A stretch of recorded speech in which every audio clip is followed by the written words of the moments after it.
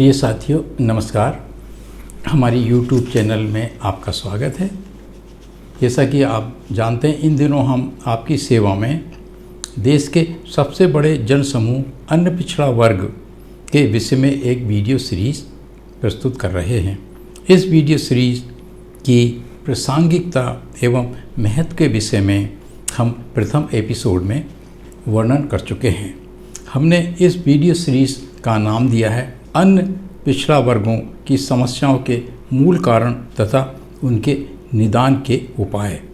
चूँकि video series की विषय वस्तु पूर्णतः तकनीकी स्वरूप की है, अतः हमने इस पर एक आलेख प्रस्तुत किया है और इस आलेख को हम विभिन्न एपिसोड के रूप में आपके सामने प्रस्तुत करते हैं।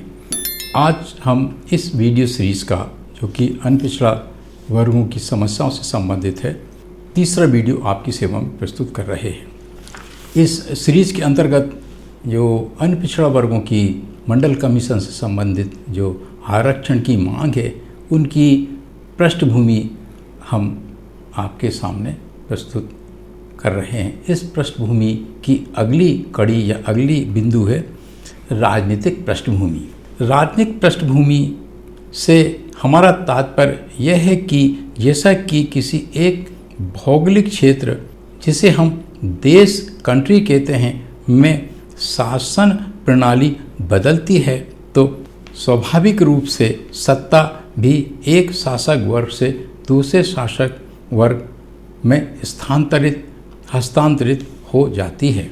तानाशाही पद्धति में पराजित तानाशाह से विजित तानाशाह के हाथ में सत्ता हस्तांतरित हो जाती है। पहले वाली अवस्था में प्रतिरोध नहीं होता, क्योंकि पराजित पूरी तरह से अप्रभावी हो जाता है।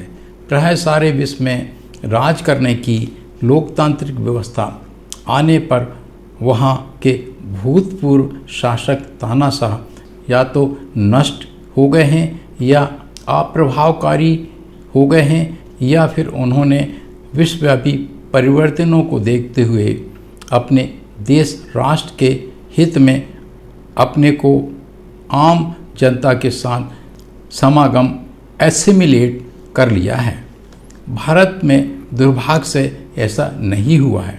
भारत की उच्च जातियां, जो कि शासक तानाशाह वर्ग है, अपनी नस्ली उत्तमता की मानसिकता रेसिकल सुपीरियरिटी कॉम्प्लेक्स से उभर नहीं सकी और अभी तक उसका मस्तिष्क जातिवादी स्टिग्मा से ग्रस्त है। वे आम जनता को सत्ता व सत्ता सुख सौंपना नहीं चाहते, जबकि विश्व के प्राय हर देश में वहाँ के जनसमूहों का उनकी जनसंख्या के अनुपात में शासन प्रशासन में भागीदारी है। इतना ही नहीं, हर जनसमूह या वर्ग सामाजिक, राजनीतिक, व्यापारिक, आर्थिक, सांस्कृतिक, आध्यात्मिक क्षेत्रों में समान रूप से भागीदार रहता है। वहाँ जन्म या जाति के आधार पर कोई ऊंच नीच नहीं, कोई नीच नहीं, कोई पतित नहीं एवं कोई अकुशल नहीं। इस प्रकार मंडल कमीशन कुछ और नहीं, विभिन्न जनसमूहों को उनकी जनसंख्या के अनुपात में शासन तथा प्रशासन में भागीदारी के संवैधानिक अधिकारों को लागू करने का रास्ता प्रशस्त करता है। जनसंख्या के अनुपात में आरक्षण की बात कोई नई बात नहीं है। देश की आज़ादी के प्रक्रम में ही समानुपातिक प्रतिनिधित्व की मांग चल पड़ी थी। पेरिया रामास्वामी ने अपने प्रसिद्ध लेख कुद्दी अरासु एवं विदु अल्लाई, कुद्दी अरासु एंड विदु अल्लाई में इन मार्गदर्शी सिद्धांतों का बड़े प्रभावकारी तरीके से वर्णन किया है, जो कि दलित वॉइस पाक्षिक पत्रिका अंग्रेजी की अक्टूबर 16 से 31 सन 1992 में पृष्ठ 19 पर प्रकाशित हुआ था। समानुपातिक प्रतिनिधित्व के सिद्धांत को कांग्रेस द्वारा स्वीकार न करने की स्थिति में वे सन 1925 में कांग्रेस से अलग हो गए थे। समानुपातिक प्रतिनिधित्व का सिद्धांत ही भारतीय समाज में देश की एकता और अखंडता के लिए मात्र एक विकल्प है। हमारे मतानुसार भारत देश कई राष्ट्रीयताओं का एक समूह है। इसको इंग्लिश में एक फ्रेज के रूप में इस तरह से कह सकते हैं, there are so many nationalities in a country. हालांकि यह कथन इस वीडियो सीरीज का सबसे कड़वा सत्य हो सकता है, किंतु सत्य तो सत्य ही है, चाहे वो कड़वा हो अथवा मीठा। यहाँ कई विचारक इस कथन की व्याख्या भी चाहेंगे। इसकी व्याख्या करना यहाँ अप्रासंगिक होगा। कृपया बाबा साहब के लेख एवं भाषण जो महाराष्ट्र सरकार ने प्रकाशित किए हैं तथा caste a nation within the nation Dalit Sahitya Akademi Bangalore का अध्ययन करने का कष्ट करें। उपशीर्षक आरक्षण बनाम पूना पैक्ट। पूना पैक्ट बनाम संवैधानिक प्रावधान। एक घाटे का पैक्ट अर्थात समझौता। आरक्षण की ऐतिहासिक पृष्ठभूमि की बात को जारी रखते हुए अब हम इस विषय को और अधिक सटीक व विशिष्ट स्पेसिफिक रूप में देखते हैं।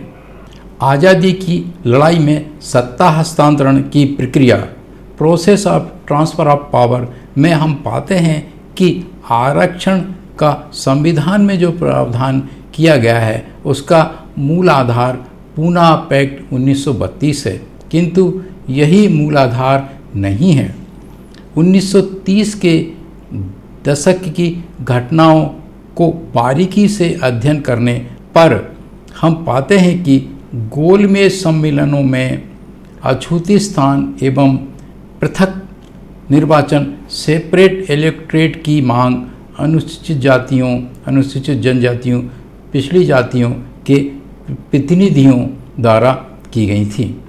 ग्रेट ब्रिटेन के लेबर पार्टी के तत्कालीन प्रधानमंत्री मैकडोनाल्ड की सरकार की दृष्टि में पृथक निर्वाचन की मांग का औचित्य एवं आधार ठीक उसी प्रकार से था जिस प्रकार से कि पाकिस्तान की मांग का आधार।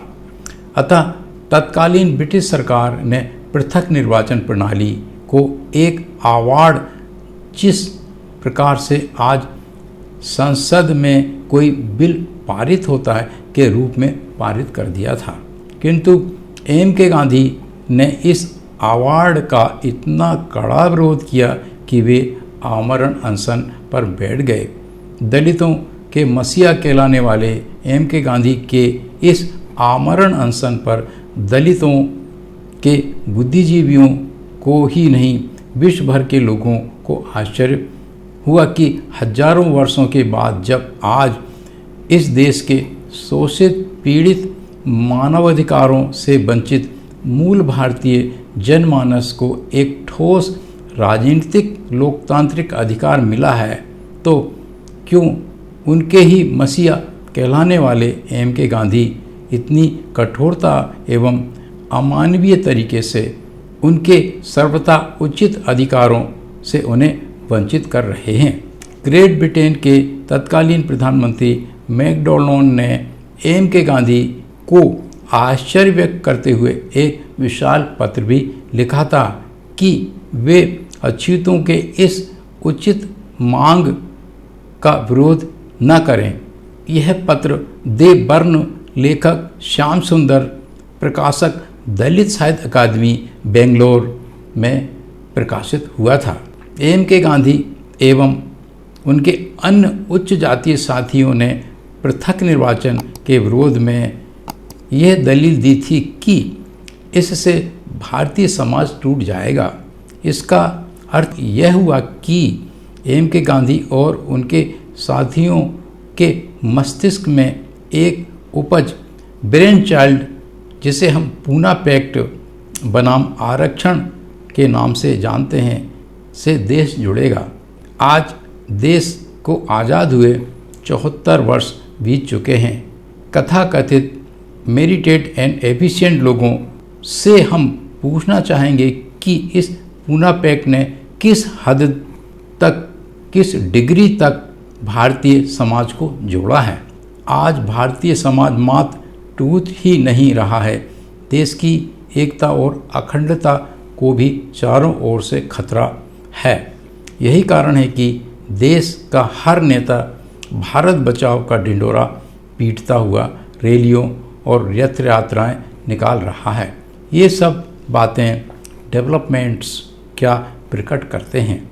चित भी मेरी पट भी मेरी, अर्थात उच्च जाति शासक वर्ग हम 85% से भी अधिक अनुसूचित जातियों, अनुसूचित जनजातियों, अन्य पिछड़ी जातियों, धार्मिक अल्पसंख्यकों के लोगों को किसी भी प्रकार से विश्व के इस कथाकथित सबसे महानतम और विशालतम जीवंत लोकतंत्र में शासन प्रशासन में भागीदारी नहीं देना चाहता है।